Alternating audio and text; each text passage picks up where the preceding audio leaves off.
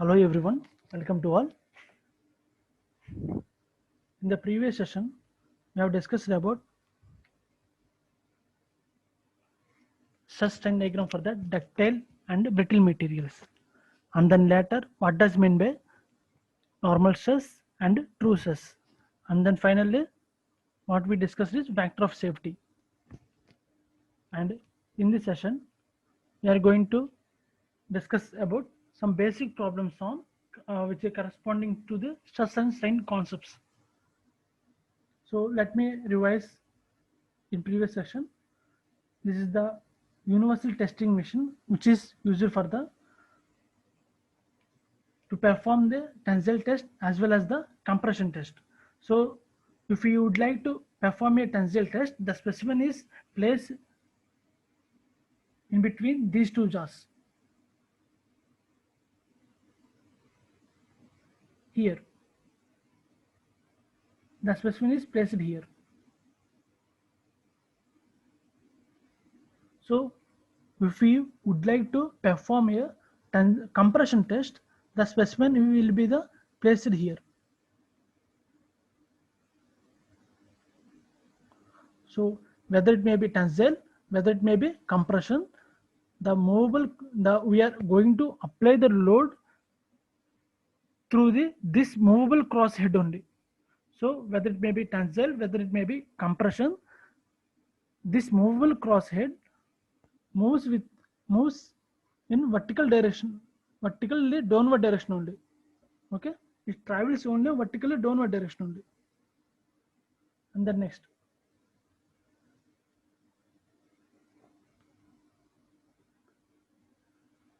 this is the stress strain curve for the ductile materials.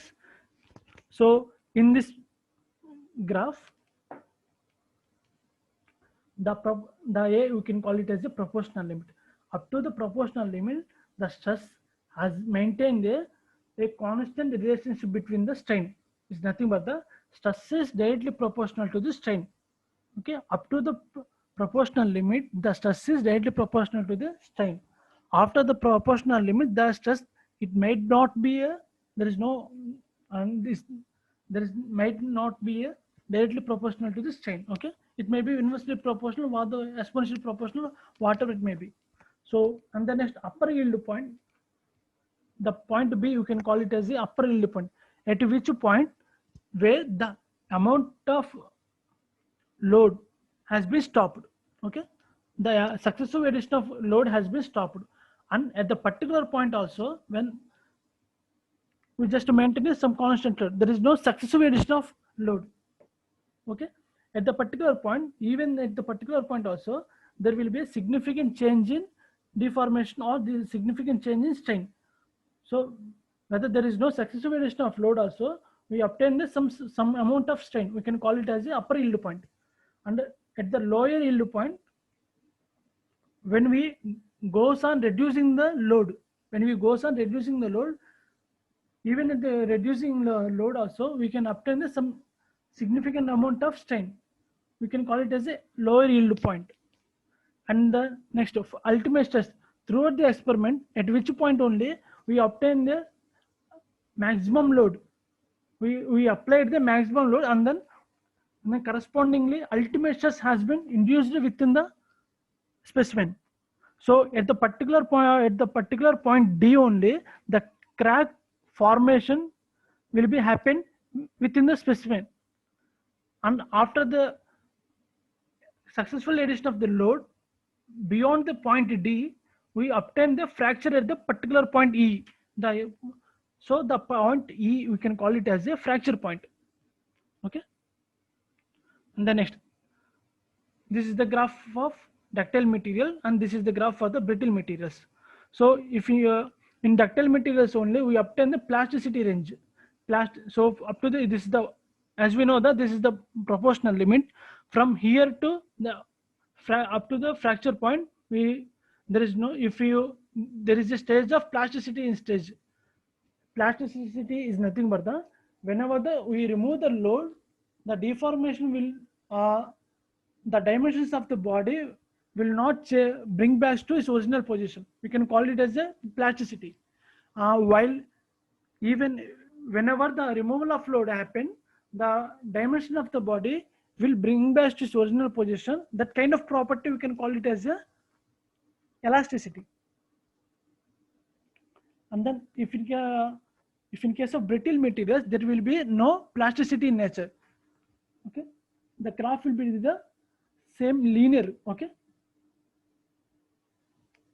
and the next, while performing the experiment with this UTM machine, just we need to consider some these two parameters. So what is the percentage elongation of length? We can call it as a delta L equals to L by L naught minus by L naught into 100, whereas L is the length of the specimen after the fracture, which is nothing but the final length.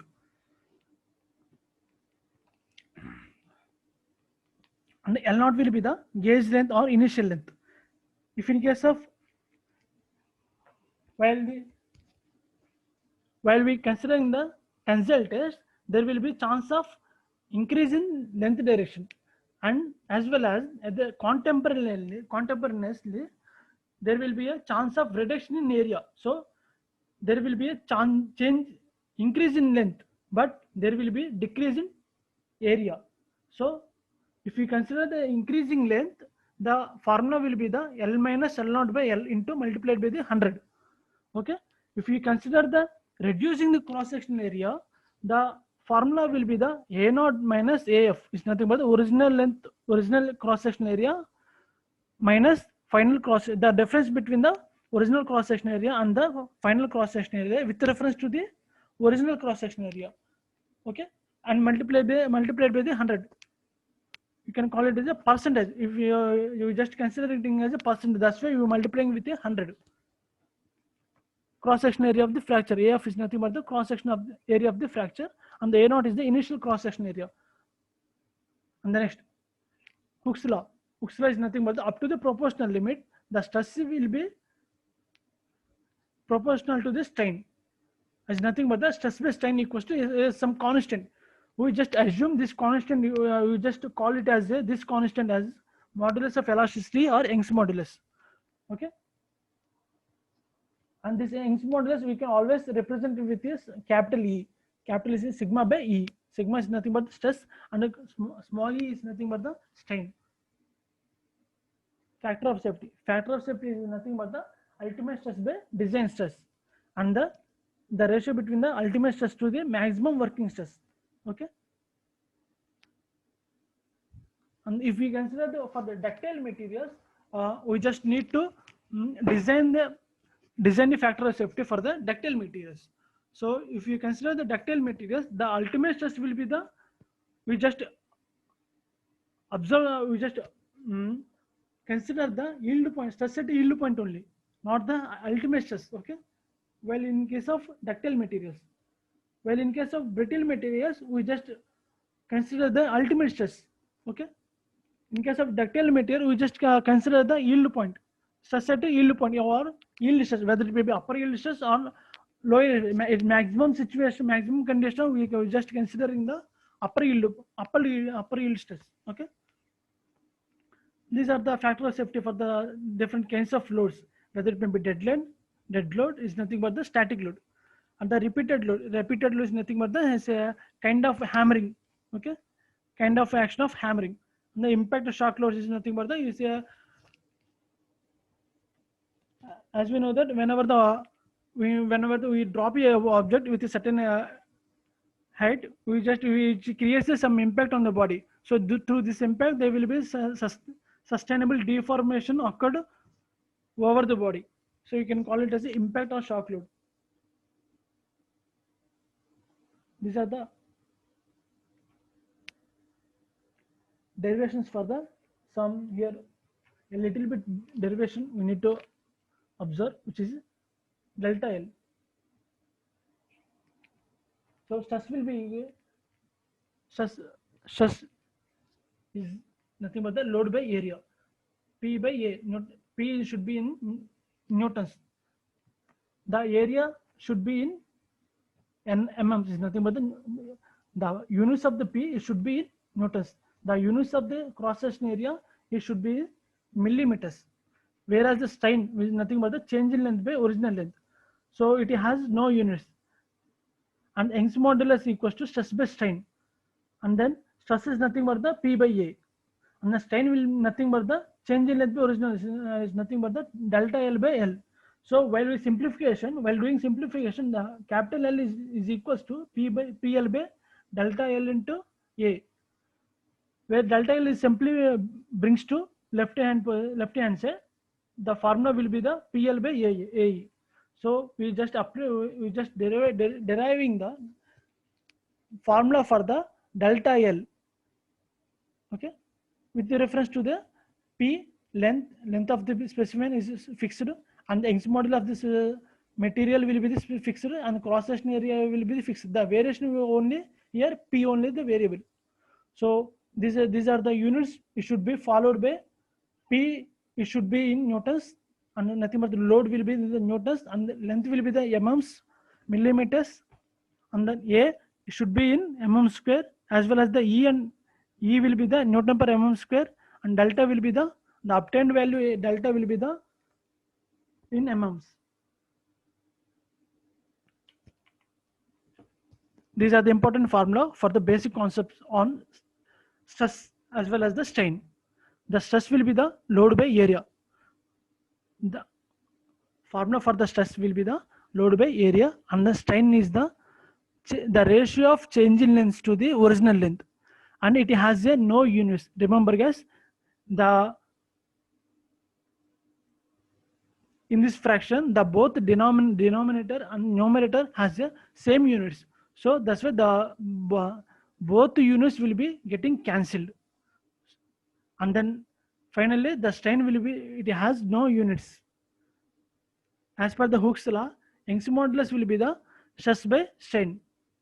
As per Hooke's law is nothing but the at a proportional limit, the stress will be the directly proportional to the strain.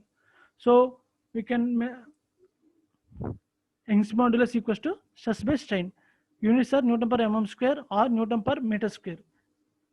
The formula for the change in length will be the delta L equals to PL by A.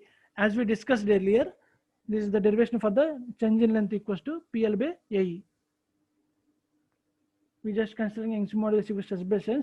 We just substitute the value of stress in the form of P by A.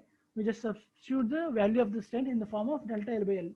So while simplification, the delta L will be the PL by AE. Okay. If in case of brittle materials, the factor of safety, the formula for the factor of safety is ultimate stress by maximum working stress.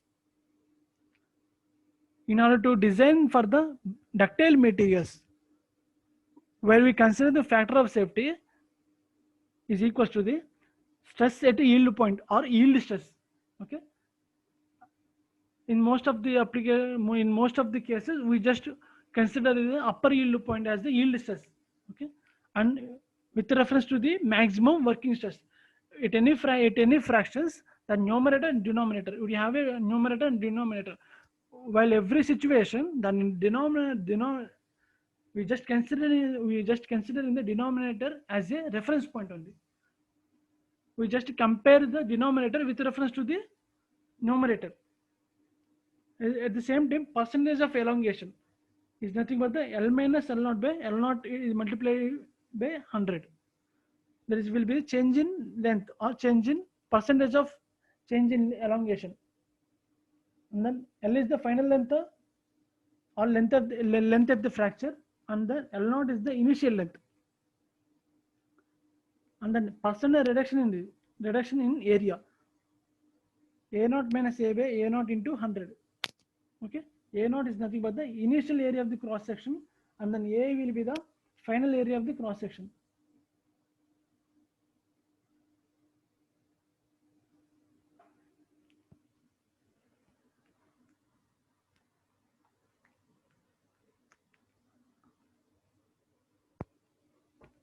While we move it to problems, a timber specimen of square section is 50 by 50 mm, is 200 mm long. It's nothing but the dimensions of the square section is timber is nothing but a wooden piece. A wooden workpiece has a square cross section is a 50 by 50. Its dimension has a 50.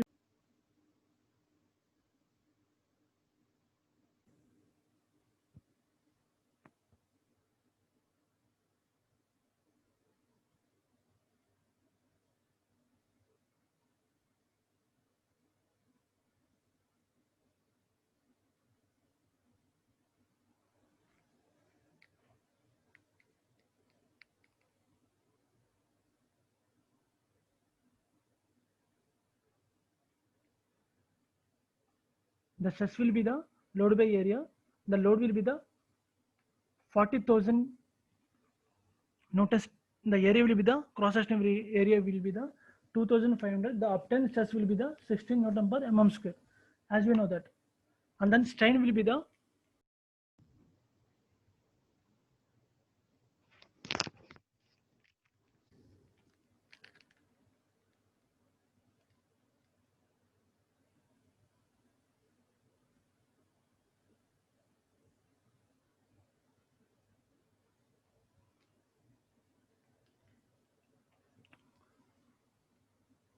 and then finally the modulus of elasticity will be 16 by 1.5 into 10 to the power of minus 3. And then by solving this fraction, we just obtain the we just getting 10.67 kilonewton per mm square. And the next, as move to second problem.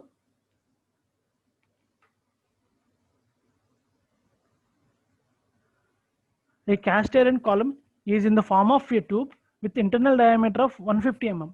What should be the minimum external diameter? What should be the minimum external diameter? So we need to calculate external diameter so that it may carry a load of 2 meganewtons without the stress exceeding 95 Newton per mm square. So a cast iron column in the form of a tube. So this tube is nothing but the hollow cylinder, like hollow cylinder. So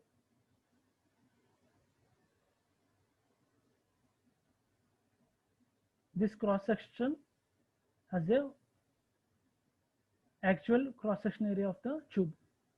This hatching portion is the actual cross section area of the tube.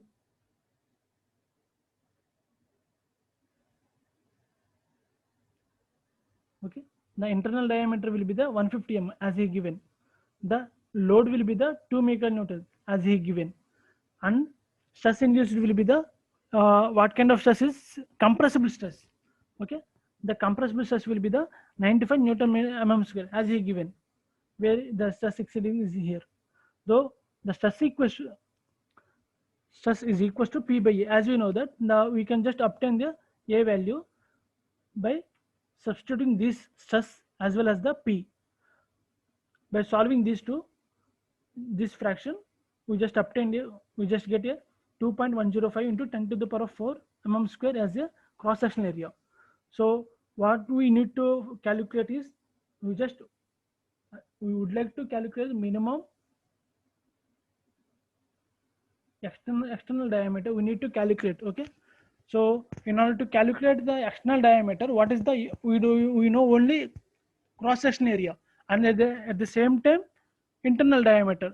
So by using these two parameters and D as well as the cross section area, we are going to calculate the external diameter of the hollow cylinder or external diameter of the hollow tube. Okay, though the cross sectional area of the hollow cylinder will be the pi by 4 capital D square minus small d square.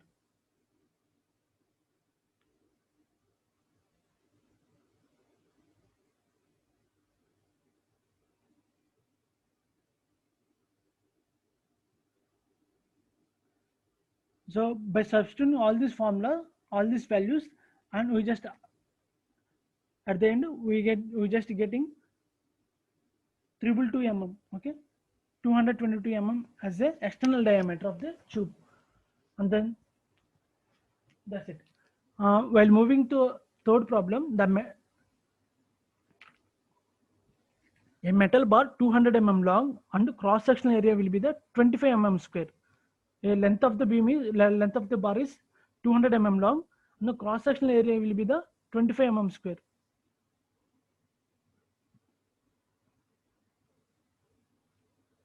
Which carries an axial load of 5 kilonewtons and which produces an extension of 0.2 mm. Okay, extension is nothing but the delta L. Okay, the axial load is 5 kilonewtons. Find the stress in the bar and modulus of elasticity of the metal. So length of the bar equals to L equals to 200 mm, as well as the cross area of the cross section will be the 25 mm square, and the load will be the 5 kilonewtons. The extension will be the 0.2 mm. As we know that the stress will be the P by A. So by substituting these two values, P as the 5 into 10 to the power of 3 and the A as 25 mm square, the obtained stress will be the 200 Newton per mm square. Okay. While we calculating this value of the strain is nothing but the delta L by L. Delta L has given as a 0.2 mm and the original length will be the 200 mm. So the value will be the value E will be the E is nothing but the strain will be the 0.001 mm. So the modulus of elasticity is equals to sigma by E.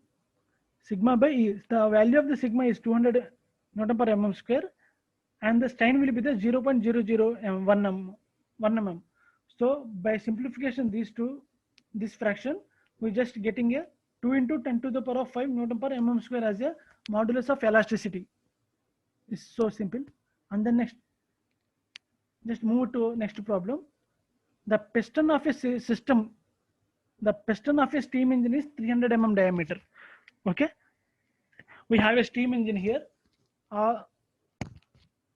Steam engine of piston.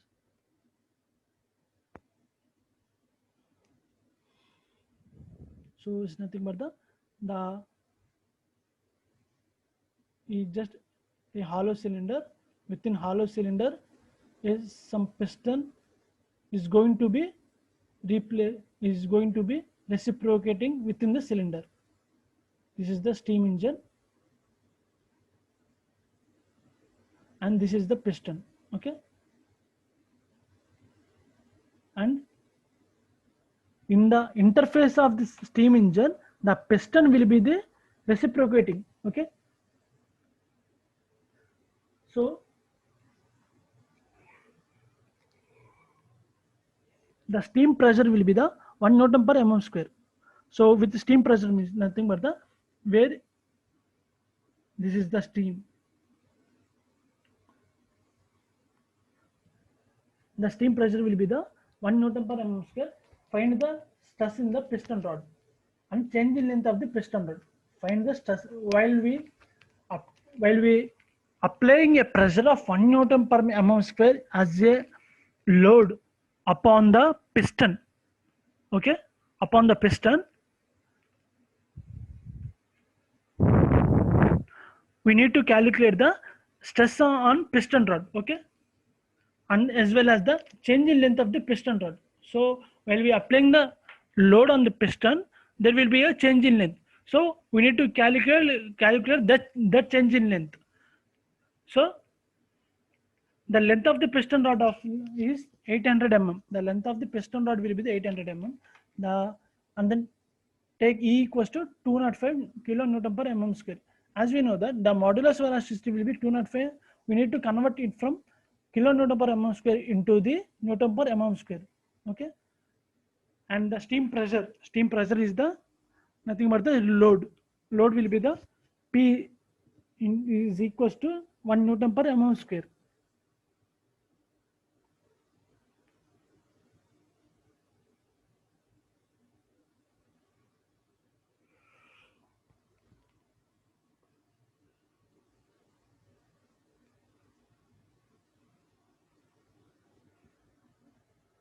And then next, the load on the piston rod will be the will be the P equals to pi by 4 d square is multiplied by the pressure. Okay, pi into d, you can call it as they given 300 mm, and the pressure will be the 1 Newton per mm square. The obtained load on the piston rod will be the load on the piston rod will be the 70,685.835 newtons. Okay, and then area will be the diameter will be the 50 mm, as well as the area will be the is the formula for the pi by 4 d square. For the cross section area, we can obtain the by substituting this d as the 50, and then we just getting 1963.495 mm square. The stress in piston rod will be the P by A. Okay, by simplification, we just getting the sigma equals to 36 Newton per mm square. By simplification, by follow the same rule as delta L. Delta L is nothing but the F by E or L. F by E multiplied by L is nothing but the, in this situation, the F will be the stress only. Okay, not the sigma.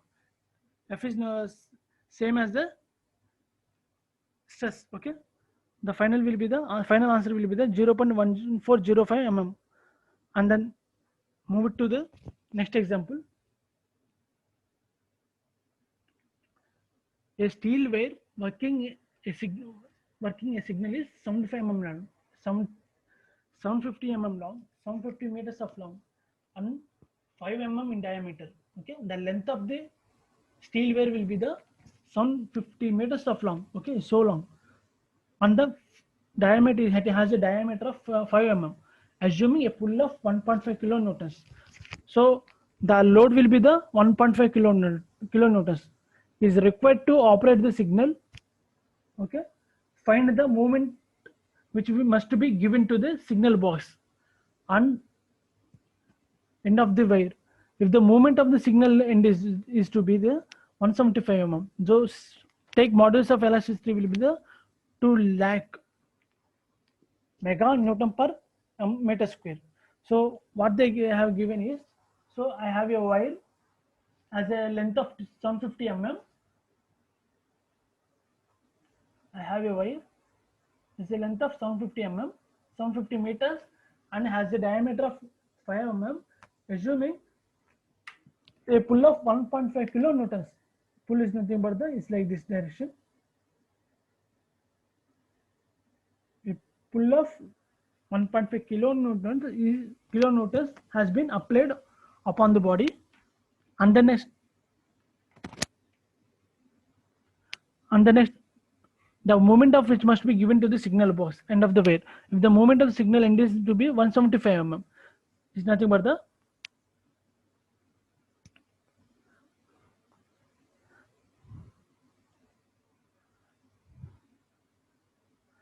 and the modulus of elasticity will be the 2 lakh mega Newton per meter square. So whereas the length of the wire has given is 750, we just need to convert into mm. So we just multiply the with 10 cube. Okay, and diameter of the wire will be the d equals to 5 mm, and the area equals to, as you know, pi by 4 d square. Pi into 5 by 4 d square with the diameter will be the 5. We just obtained a 19.625 mm square, and then the kind of activity, the kind of load is will be the pull. So we just taking your positive, and the load will be the 1.5 kilonewtons, and then modulus of elasticity will be the 2 lakh mega Newton per meter square, and just we need to convert from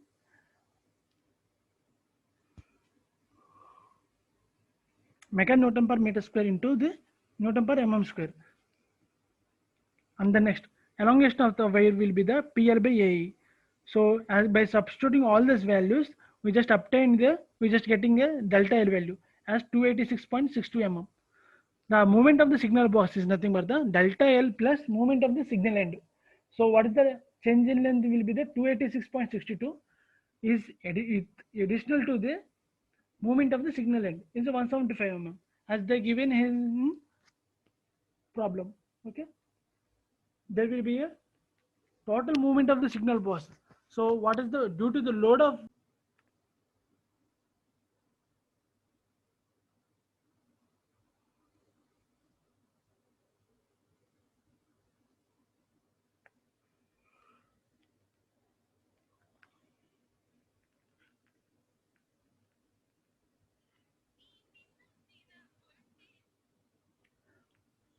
The delta L will be the PL by AE. As we know, by simplification, we're just getting 286.62 mm. The movement of the signal box will be the, here the one thing we need to consider it as a, already by the application of the load, we just getting some deflection. So in this situation, even though we're just in some getting deflection, and in addition to the, some movement has been done by the human. Okay, the movement is given as a 175 mm. So we need to addition these two deflections. Okay, already due to the load, there will be the 286.62 and the additionally 175 mm. So by add these two values, we're just getting 161.62 mm. Okay. So while moving to another problem, calculate the number of calculate the diameter of rivet required for the joint shown in the figure of. Okay, assume the following shear stress of the rivet as 15 Newton per mm square. Is nothing but the shear stress will be the 15 Newton per mm square. In this situation, the shear stress, there is no normal stress. The only way shear stress, a shear stress which tends to break the rivet in this direction.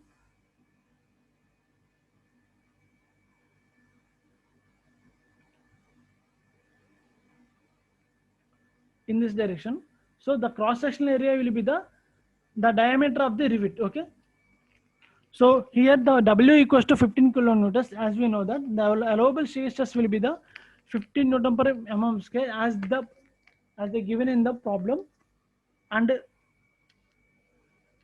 the shear stress will be the load by area. The load is nothing but the in case of A, we can call it as a, we can just simplify as a pi by 4 d square. Okay, by simplify, we just move the 4 into to the numerator. We can call it as a, we can represent it as a 4 into W by pi d square. Then the d equals to square root of 4 into 15,000 by pi into 5. The diameter will be the 19.5 mm. Okay. In example 1.7, a hole of 20 mm diameter is to be pierced in a plate of 10 mm thick. So pierced is nothing but the, while we must be aware about the pierce. Why? Because while doing the examination, we just offer a punching to the paper in order to tie up. So what we done here is the piercing. So this is the paper. We need to just provide a hole here. So this is by pass this paper through the jaws of the punching machine. By application of the force, the hole will be produced. So this kind of operation you can call it as a PS. PS is nothing but the kind of punching machine. Okay. So the diameter of the hole will be the 20 mm and the plate thickness will be the 10 mm.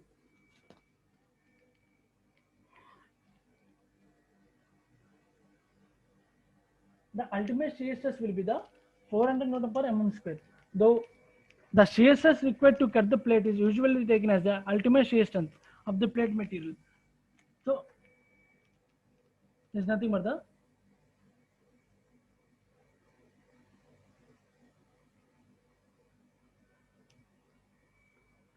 the entire problem is look like this one. So while we are applying the force in this direction, the punching will be this is the punching machine, this is the punching tool, and this is the thickness of the plate. Just we need to produce some as a hole upon which one, upon the plate. So this is the load F equals to shear area in multiplied by the ultimate shear strength. So pi d into T is multiplied by ultimate shear strength. Okay, pi as we know that, and d is the 20 mm, the T is the 10 mm. Ultimate shear strength will be the 400 newtons. So finally the load on the beam is, load on the plate will be the 251.33 kilonewtons. Okay. And then next example one, and then we will just move to one more example. A square hole of side 20 is to be punched in a steel plate if the maximum crushing stress is twice the maximum shear stress. So there is a condition here. If the maximum crushing stress is twice the maximum shear stress, crushing stress is the compressive stress. If there is a condition for the compressive stress induced within the body is twice the max twice the value of the maximum shear stress. Find the suitable thickness of the plate. So uh, what they have given the data, the side of the square hole is 20 and the perimeter will be the 20 into 4.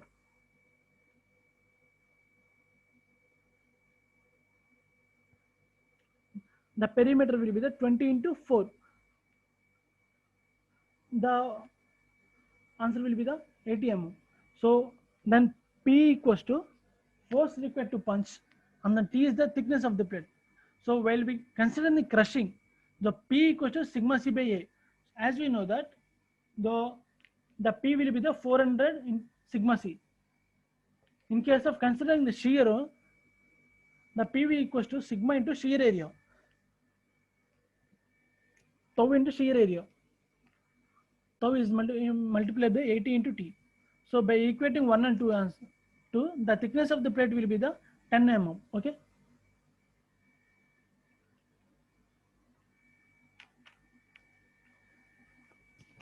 Well, moving to one more example. A lever is keyed to a shaft of 100 diameter.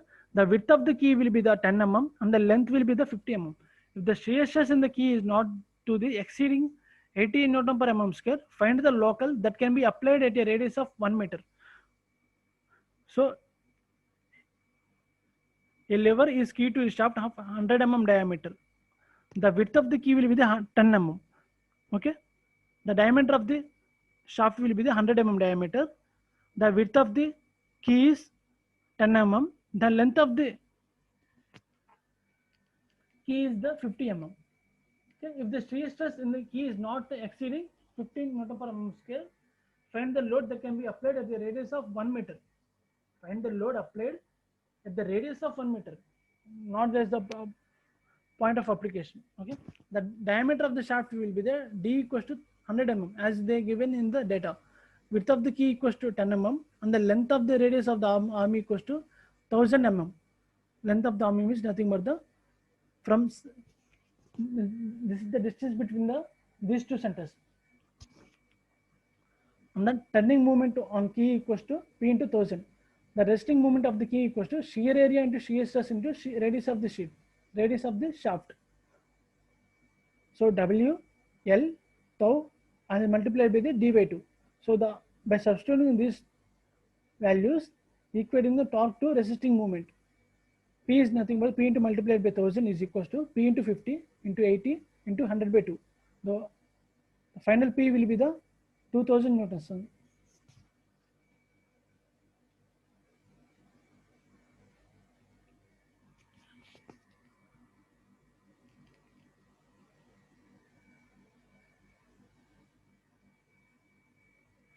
In this situation, the shear area is nothing but the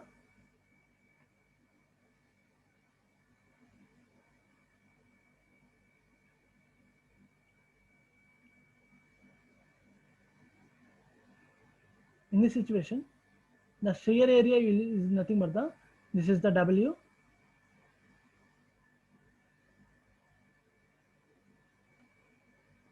and this is the length.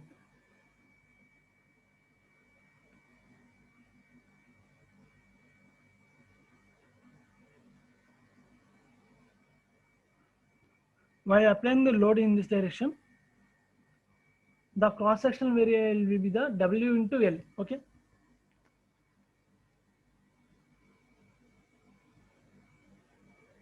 The equation talk to resisting moment, the T is equal into multiplied by 1000 is equal to 10 into 50 by into 80 into 100 by 2.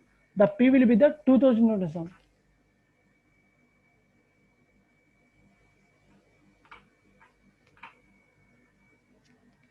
In case of the following results are obtained from the tensile test as per the specimen. The diameter of specimen is 16 mm.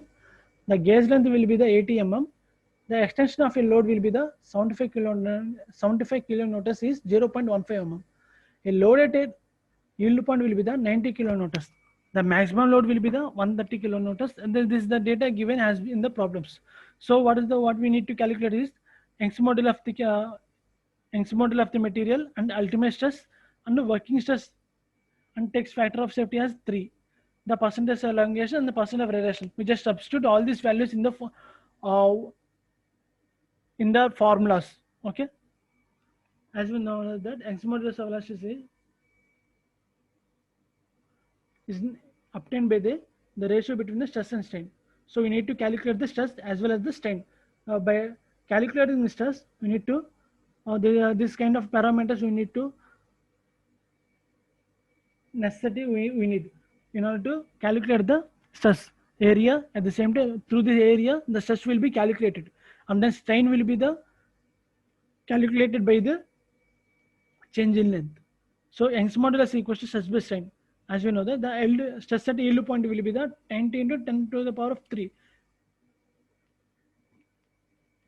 and this value has given at problems. Okay, and the ultimate stress as well as the working stress is nothing but the stress at yield point by working safety. The percentage of elongation will be the formula for the percentage of elongation will be the L minus L naught by L naught into 100, and then percentage reduction in area will be the L minus A minus A by capital A into 100. Okay, we just substituting all the values in the formulas. By solving these formulas, we just getting a values of. That's it. Thank you.